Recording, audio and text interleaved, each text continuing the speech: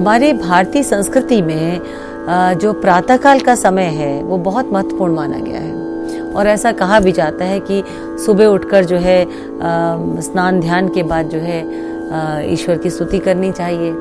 या हम अपनी परंपराओं में देखते हैं कि गंगा स्नान के लिए लोग प्रातःकाल उठ के जाया करते थे। तो ये तो संस्कृति की का एक भाग है।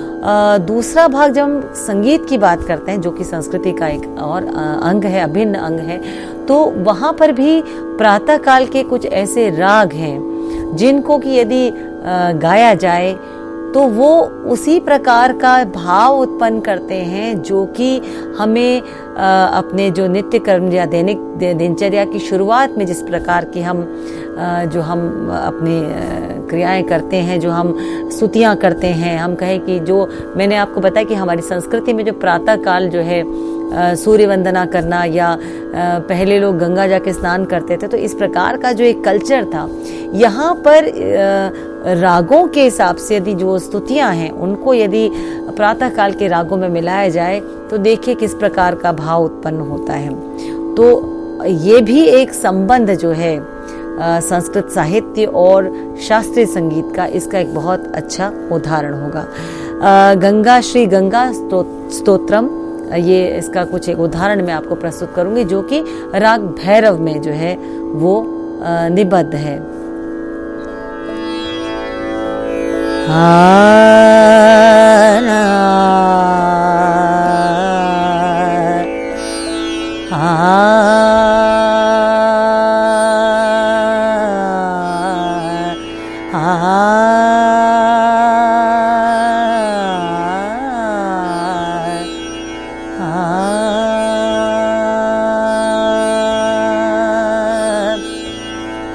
देवी सुरेश्वरी भगवती गंगे त्रिभुवन तारिणी तरल तरंगे। देवी सुरेश्वरी भगवती गंगे त्रिभुवन तारिणी तरल तरंगे। शंकर मौली विहारिणी विमले मम मतिरास्तां तव पद कमले। शंकर मौली विहारिणी विमले मम मतिरास्तां तव पद कमले। देवी सुरेश्वरी भगवती गंगे त्रिभुवन तारिणी तरल तरंगे। देवी सुरेश्वरी।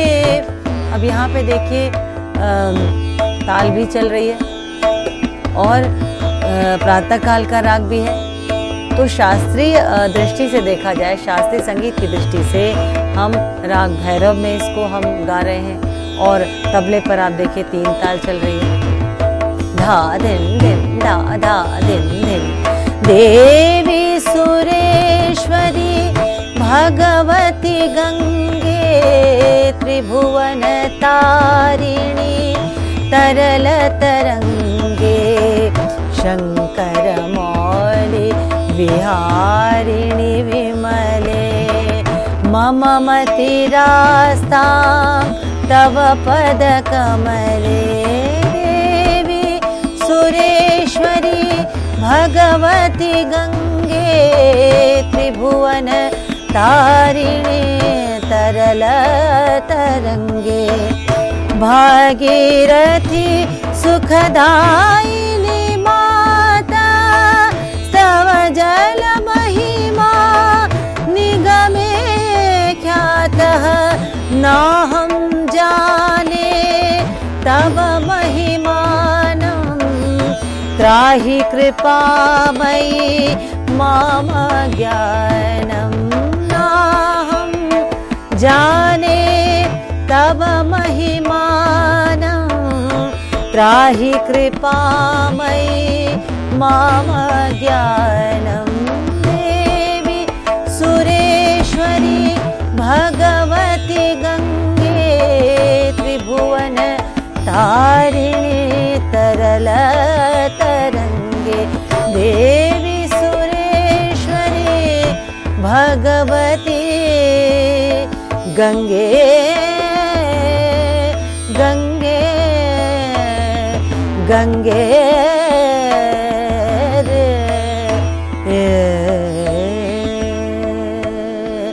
तो आप देखिए मैंने इसको राग भैरव में प्रस्तुत किया। राग भैरव के जो स्वर हैं सा ग म दा दा प ग म रे रे सा ध सा द रे सा सा ग ग म म प ग म दा द सा ध रे सा नि सा द प प द म प ग म रे सा सा द द रे ध सा। तो इस प्रकार से शास्त्रीय रागों को जो संस्कृत साहित्य के साथ यदि जोड़ा जाए तो वो जो भाव जो आ रहा है उस भाव को उजागर करने में या उस भाव को जागृत करने में जो है वो सहयोग ही होता है। क्योंकि हम जब गंगा स्तुति गा रहे, गंगा की आराधना कर रहे हैं तो जाहिर सी बात है कि प्रातः काल का एक दृश्य आंखों के सामने आता है कि माँ गंगे जो है वो कल कल बह रही है और उसका पूजन हो रहा है, उसकी आराधना हो रही है। और प्रातः काल की बात करते हैं तो राग भैरव जो है उससे कोई भी अछूता नहीं। राग भैरव जो है प्रातः काल ही गाया जाता है।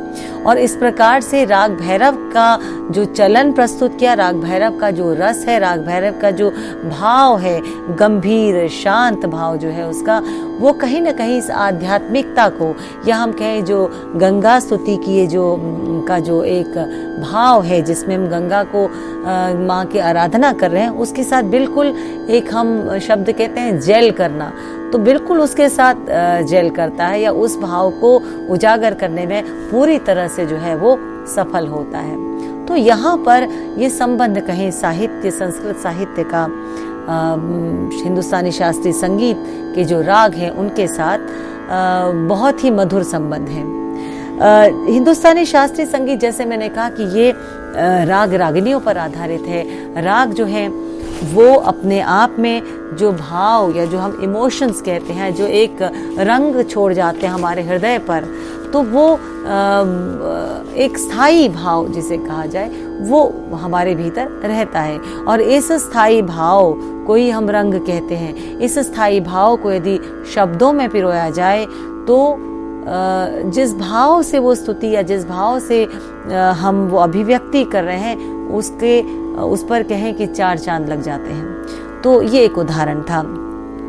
अब इसके साथ ही साथ यदि हम कुछ और उदाहरणों को दें तो एक उदाहरण है मधुराष्टकम, जो कि कृष्ण की आराधना जिसमें की गई है। यदि ये संस्कृत साहित्य का एक इतना सुंदर उदाहरण है, आप छंद के हिसाब से भी देखिए तो इसके उच्चारण में ही जो है एक छंद दिखाई देता है, सुनाई देता है, और वो संगीत की दृष्टि से उसको निबद्ध करना जो है वो बहुत सरल हो जाता है।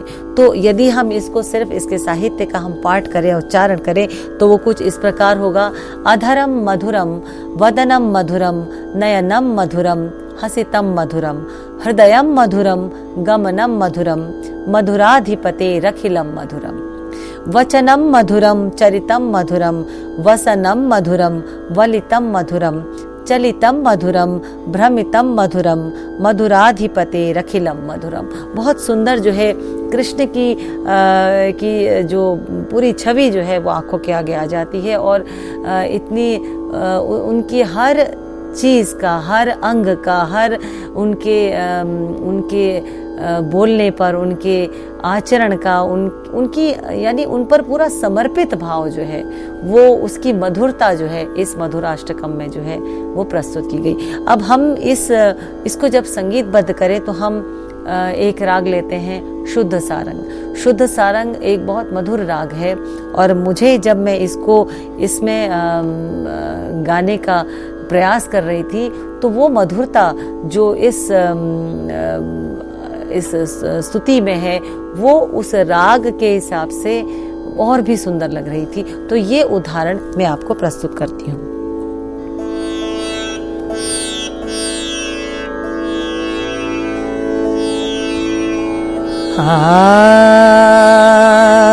पहले राग शुद्ध सारंग। पनि सारे नि सारे मामा पमारे मारे नि सा। शुद्ध सारंग में नि सारे मारे, यहाँ शुद्ध मध्यम लगता है। रे रे मामा पा, तीव्र मध्यम का प्रयोग, तो दोनों मध्यमों का प्रयोग होता है। रे मा पद मा प मा रे, रे मा प नि सा नि द पद मा प मा रे, रे मा प मा रे म रे नि नि सा, प नि सा रे नि सा, रे मा पद मा प मा रे म रे नि सा।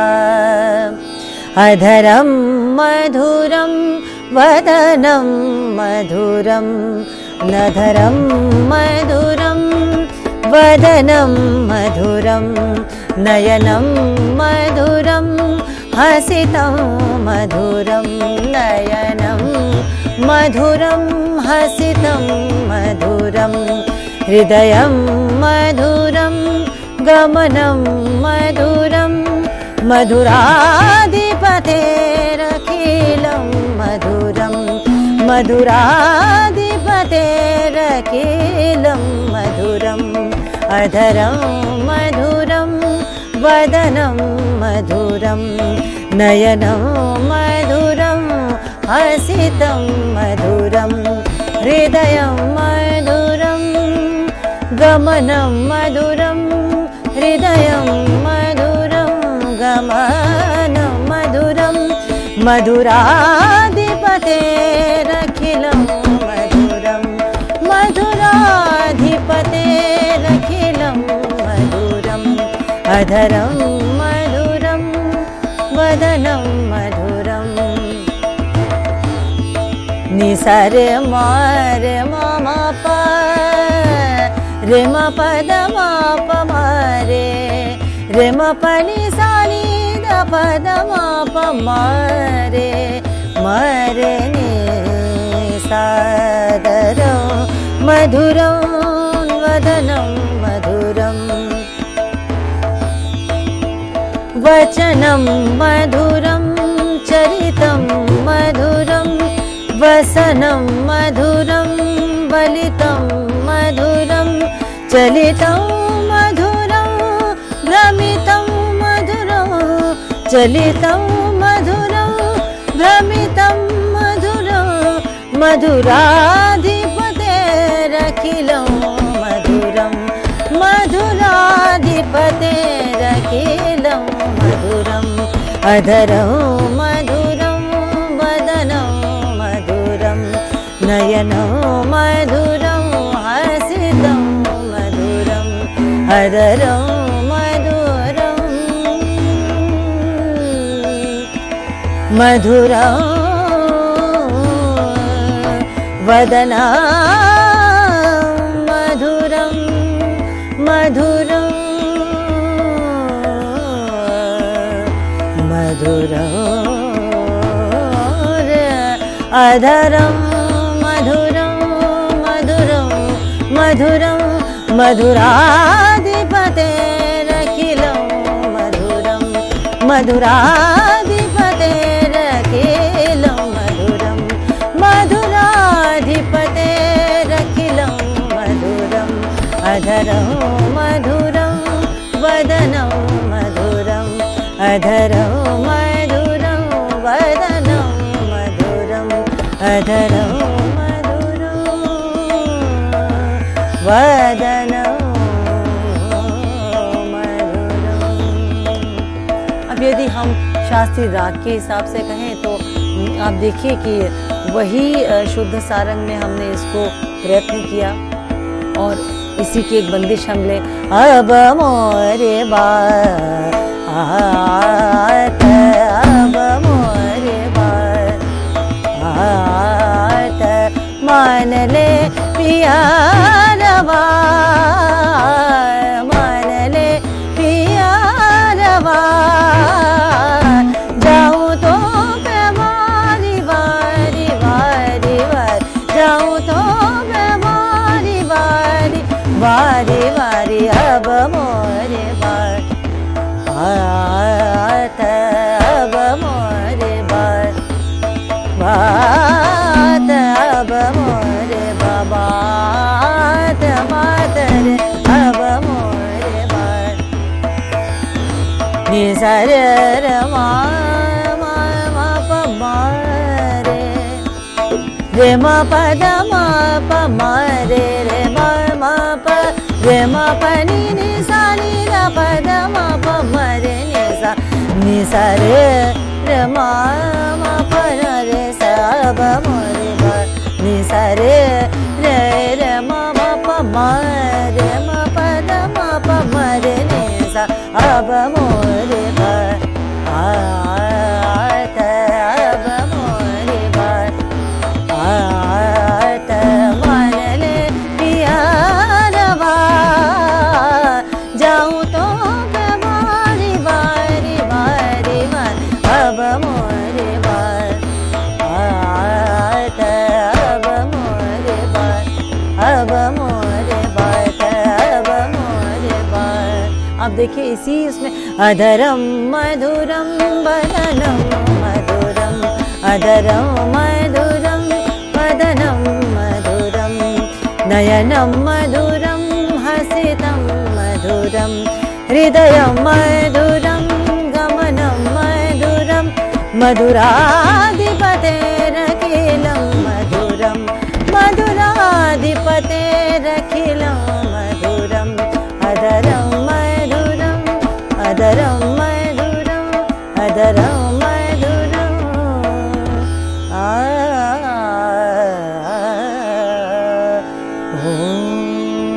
तो ये एक प्रयत्न किया गया कि क्या शास्त्रीय रागों में इन संस्कृत साहित्य को क्या जो है वो पिरोया जा सकता है। बिल्कुल जा सकता है, लेकिन मैं विद्यार्थियों को एक बात ये ज़रूर कहना चाहूँगी कि जब हम संस्कृत साहित्य को शास्त्रीय संगीत के साथ उसको निबद्ध करते हैं या हम उस पर जैसे कहते हैं कंपोज करना, उसको संगीतबद्ध किया जाता है, वहाँ पर हमें पहले उस राग को कुछ समय तक गाना पड़ता है। उसका कहते हैं ना, उस राग में रच बस जाना। जब उसको काफ़ी समय तक एक राग गा लेते हैं, उसके बाद यदि हम उसको उसी राग में संगीतबद्ध करें तो वो जो है एक बहुत सरल कहें या सहज हो जाता है।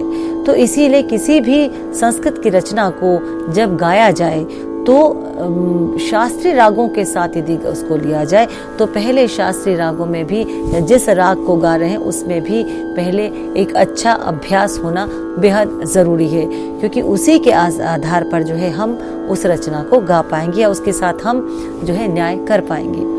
अब यहाँ पर हम ये कहें कि संस्कृत की बहुत सी रचनाएं हैं जो कि छंदबद्ध रूप में देखा जाए तो ताल के साथ जो है वो बिल्कुल सही बैठती हैं, लेकिन कुछ रचनाएं इस प्रकार से भी हैं जिनको कि यदि हम ताल के हिसाब से देखा जाए तो शायद वो हम शास्त्रीय संगीत के तालों में शायद उसको बांधना जो है वो उतना सुगम न हो।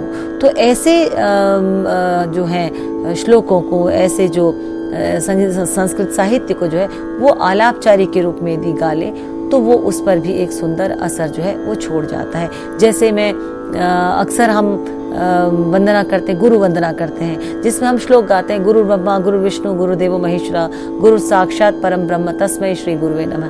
तो ये तो श्लोक हम गाते हैं। आपने इसको हिंदी फिल्मों में भी कई बार गीतों में सुना होगा। गुरु की वंदना के बिना कोई भी कार्य जो है वो सफल नहीं होता, चाहे वो संगीत की बात करें या हम संस्कृत जगत की बात करें, तो गुरु की बहुत बड़ी महिमा है। अब इस श्लोक को यदि हम आलापचारी के रूप में गाएं तो वो जो अपना एक असर छोड़ जाता है वो उसमें ही सुगम लगता है, सहज लगता है और उसका भाव भी उसी में उजागर होता है। जैसे उदाहरण के तौर पे हम एक राग लेते हैं, राग तोड़ी।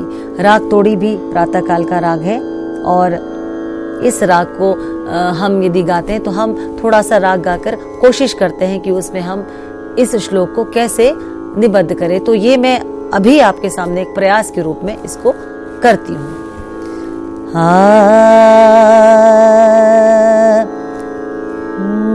सा रे ग रे सा ध नि सा रे ग म रे ग रे सा सा रे ग म द पा म द म ग म रे ग रे सा गुरुर् ब्रह्मा गुरुर्विष्णु गुरुर्देवो महेश्वरा गुरुरेव परं ब्रह्मा तस्मै श्री गुरवे नमः। गुरु ब्रह्मा गुरुर्विष्णु गुरुर्देवो महेश्वरा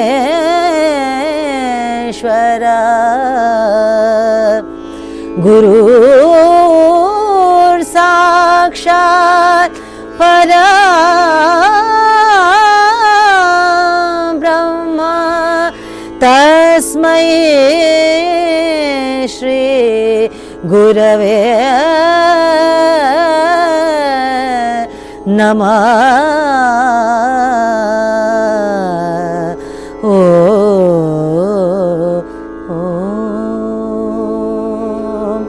अब यहाँ पर देखिए कि मैंने इससे पहले राग तोड़ी में इस श्लोक को नहीं गाया। मैंने आपके सामने राग तोड़ी को गाया और फिर इस श्लोक को उसमें निबद्ध किया या उसमें संगीतमय किया। तो राग के का जो भाव है और जो श्लोक कहना चाहता है उन दोनों में बहुत अधिक सामंजस्य था और इसीलिए उस भाव को एक स्तुति के रूप में प्रस्तुत करना सरल हुआ। कहने का तात्पर्य है कि जो भाव संस्कृत साहित्य के किसी भी श्लोक में है या किसी भी स्तोत्र में है या किसी भी साहित्य के किसी भी रूप में है, उसको यदि उसके भाव को समझते हुए यदि शास्त्रीय संगीत के रागों में उसको पिरोया जाए या संगीतमय किया जाए तो उस भाव की अभिव्यक्ति जो है वो और खूबसूरत तरीके से की जा सकती है। इसी श्लोक को यदि किसी और राग में किया जाए तो उस राग के भाव को पहले उस राग को गाया जाए और उसके गायन के बाद जो उसके चलन से उसके विस्तार से जो राग हमारे भीतर रचता बसता है वो स्वतः ही उस संस्कृत साहित्य को गाने में जो है सुगमता, सरलता और रसमय जो है बनाता है। इसी के साथ हम आज के इस व्याख्यान को यहीं पर संपन्न करते हैं और इसी विषय को लेकर हम आगे और अधिक चर्चाएं करेंगे। नमस्कार।